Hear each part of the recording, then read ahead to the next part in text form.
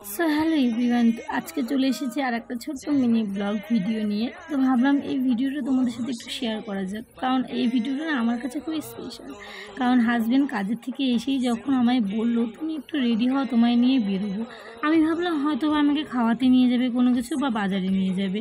তো আমিও কোনো রকম নর্মালি ড্রেসটা পরেই বেরিয়ে পড়লাম। তো সে আমায় নিয়ে গেছিলো কোথায় যেন, তিস্তা ব্রিজে। কারণ কিছুদিন আগে আমি ওকে বলেছিলাম আমি তিস্তা ব্রিজে যেতে চাই রাত্রেবেলা, কারণ ওখানকার ওয়েদারটা না আমার খুব দেখার ইচ্ছে ছিল। আর আমার ছোট ছোট ইচ্ছেগুলো পূরণ করা ওর কাছে বিশাল বড় একটা দায়িত্ব হয়ে থাকে, কারণ যেটা বলবো তার কিছুদিনের মধ্যেই সেটাও পূরণ করে দিবে।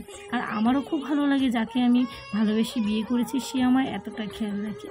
হ্যাঁ, আজ মনে হচ্ছিল কি হয়তো বা আমাদের অনেক দিন বাদে দেখা হয়েছে।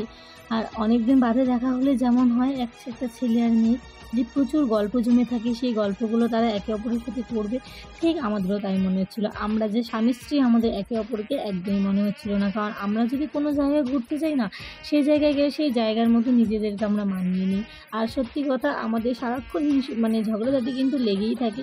হ্যাঁ, ভালোবাসাটাও কিন্তু অনেক পরিমাণের আছে একে অপরের প্রতি। তা সত্যি কথা দুজনের মনে হয়তো বা অনেক কথা ছিল, যেই কথাগুলো আমরা একে অপরের সাথে এখানে শেয়ার করলাম।